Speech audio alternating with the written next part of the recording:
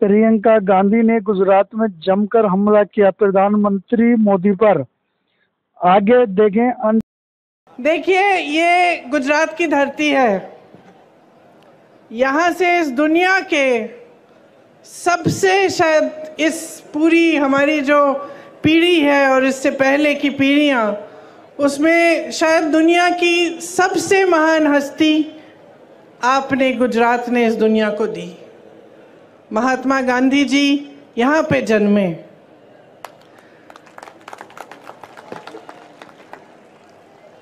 श्री सरदार पटेल जी भी गुजरात के ही पुत्र थे। वीर रणछोड़ रबाड़ी जी भी इसी धरती के थे।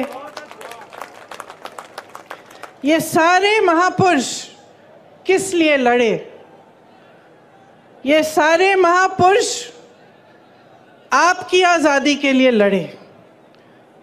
तो आज सबसे पहली बात मैं संविधान के बारे में करना चाहती हूँ, क्योंकि ये संविधान क्या है और किस तरह से आपके जीवन पर इसका प्रभाव पड़ता है, ये समझना ज़रूरी है। संविधान से आपको अधिकार मिलते हैं। सबसे बड़ा अधिकार ये है कि आप वोट डाल सकते हो।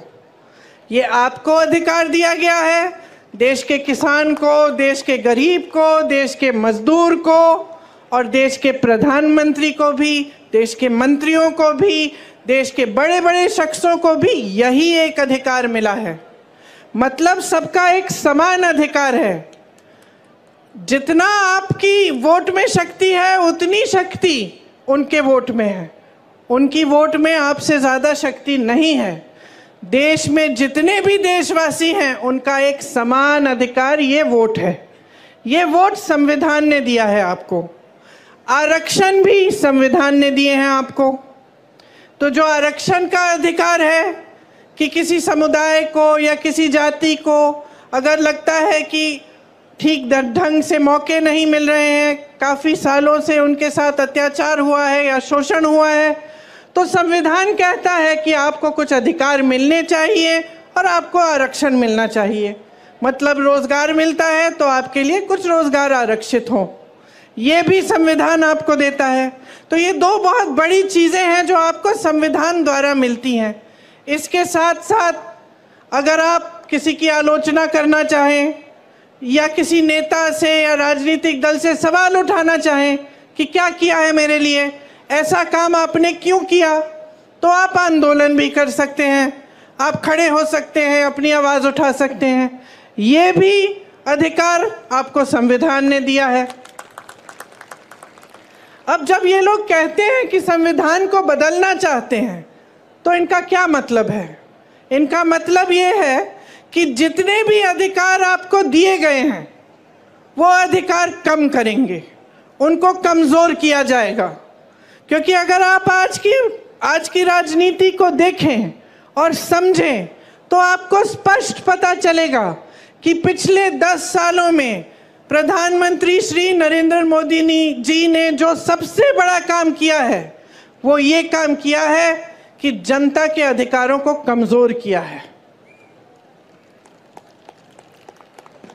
एक ज़माने में, मैं हमेशा ये कहानी बताती हूँ, एक ज़माने में बड़े बड़े प्रधानमंत्री होते थे, वो आपके गांव आते थे, वो आपके घरों में आते थे,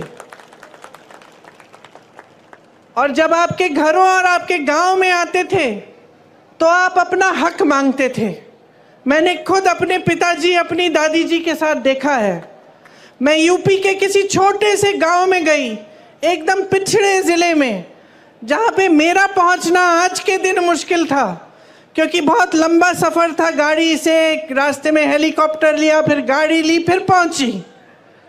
और जब मैं एक गांव में गई तो एक छोटी सी बुढ़िया ने मुझे बताया, छोटी इसलिए क्योंकि इतनी बुढ़िया थी कि वो ऐसी झुकी हुई थी।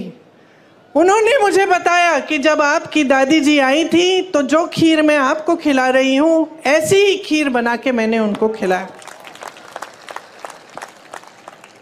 मैं अपने पिताजी के साथ गांव जाती थी, उनके पीछे पीछे, तो अपने ही संसदीय क्षेत्र में जब वो किसी के घर में चले जाते तो अगर कोई सुविधा नहीं मिली होती, या पानी नहीं आ रहा है, या उस ज़माने में वो इंडिया मार्क 1 लगता था, वो नल नहीं लगा है, या सड़क नहीं बनी है, तो डांट खाते थे। जनता डांटती थी कि आप प्रधानमंत्री हैं, हमारा नल नहीं लगाया आपने। और लोग कहते थे उनसे कि देखिए, वोट हम आपको तब देंगे जब आप सड़क बनाएंगे, जब आप पानी लाएंगे। प्यार तो हम आपको बहुत करते हैं, आओ खाओ चाय पियो, लेकिन वोट तब मिलेगा जब आप हमारा काम करेंगे। ये राजनीति थी एक ज़माने की। और इस राजनीति का आधार किसने डाला? गुजरात के सबसे महान बेटे ने डाला, महात्मा गांधी जी ने। महात्मा गांधी जी ने सारे नेताओं से अपनी संपत्ति छुड़वाई, सबको ज़मीन पे लाए, सबको घरों में ले गए, गरीबों की समस्याओं को सुनो, और जो जनता है देश की वो सर्वोपरि है। ये बात गांधी जी ने सिखाई। और गांधी जी ने कहाँ से सीखी ये बात? खुद भगवत गीता से, हिंदू धर्म से। जो महान गुरु होते थे हमारे, उनसे पहले वो सारे आपके बीच आते थे, पैदल चलते थे, सुनते थे कि समस्याएं क्या हैं, कि मेरी बहनें बैठी हैं, कैसे चला रही हो अपना जीवन, महंगाई हो रही है, कुछ खरीद पा रही हो, कमाई कैसे आ रही है, घर पे जाती हो, क्या मुश्किल है जब घर पहुंचती हो काम करने के बाद खेती में। किसानों से पूछते थे, समझते थे, मजदूरों की समस्याएं समझते थे, और उसी आधार पे अपनी नीतियां बनाते थे।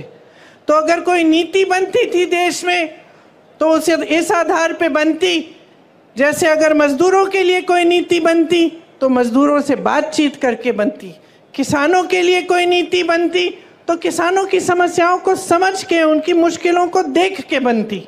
इसीलिए जो हमारी परंपरा है कांग्रेस पार्टी में, जो बहनों और भाइयों,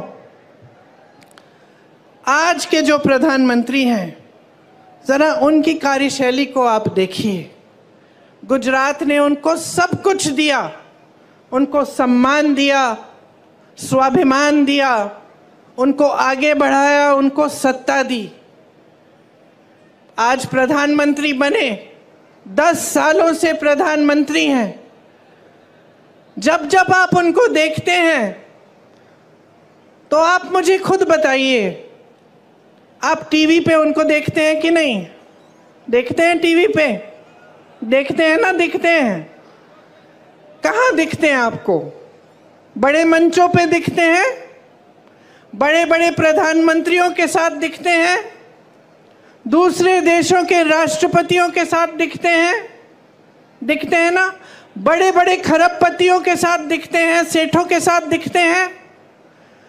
कभी आपने उनको किसी किसान के घर जाते हुए देखा है?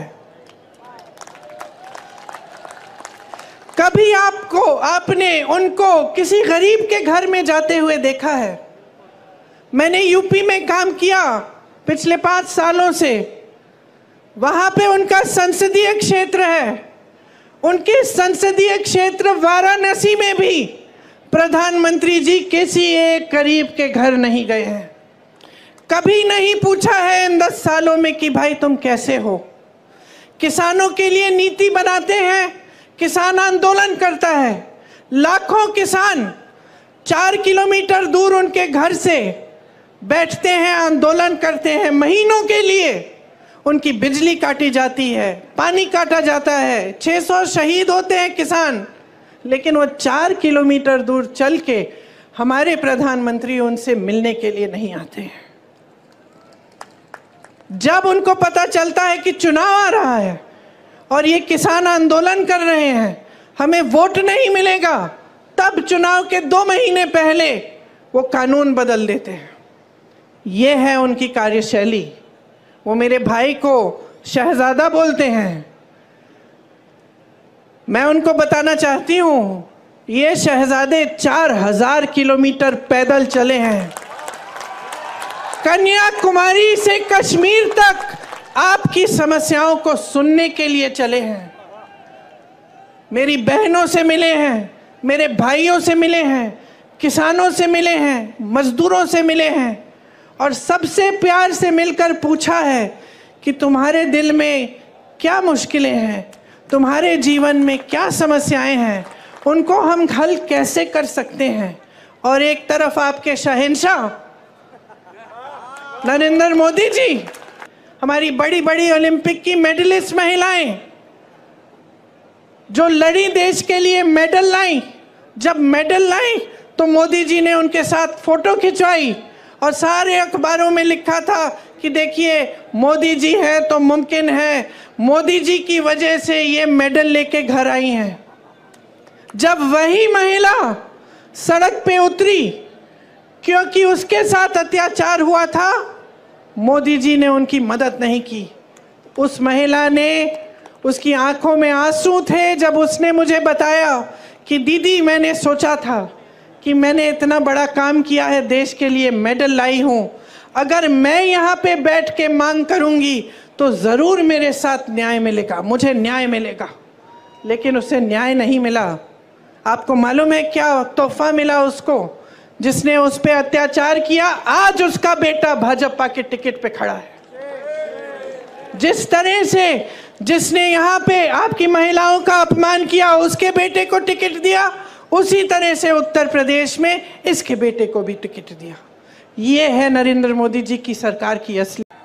एक सच्चाई आपको टीवी पे दिखती है, वो सच्चाई जो आपको दिखा रही है ना, ये समझ लो सारे टीवी के चैनल आज बड़े बड़े खरबपतियों के हैं, तो आपको अपनी सच्चाई नहीं दिखाएंगे।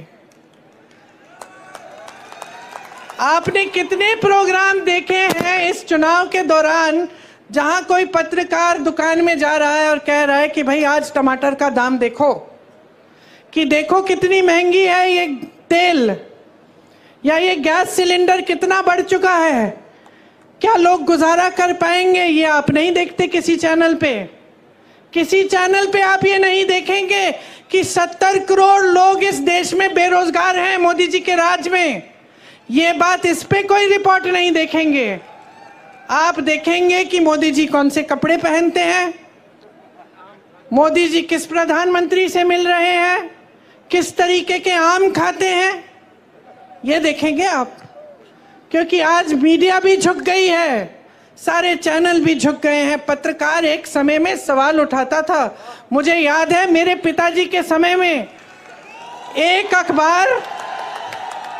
अखबार रोज 10 सवाल छापता था, प्रधानमंत्री से सवाल है ये। आपको याद होगा कैसे आक्रमण होती थी मीडिया, कोई घबराता नहीं था। नेता कहता था ठीक है सवाल पूछो, जवाब देंगे। आज तो नेता इतने घबरा गए हैं ये कि जब इनका चुनाव आ रहा है, जो इनके सामने जो प्रत्याशी खड़े हैं उनको घूस देके उनको बिठा रहे हैं। नमस्कार, मैं हूं जावेद आलम। आपको यह वीडियो पसंद आया हो तो आप लाइक, कमेंट, सब्सक्राइब जरूर करें ताकि आने वाले हर नई वीडियो का अपडेट मिले आपको सबसे पहले। आप देखते रहिए LKP न्यूज़।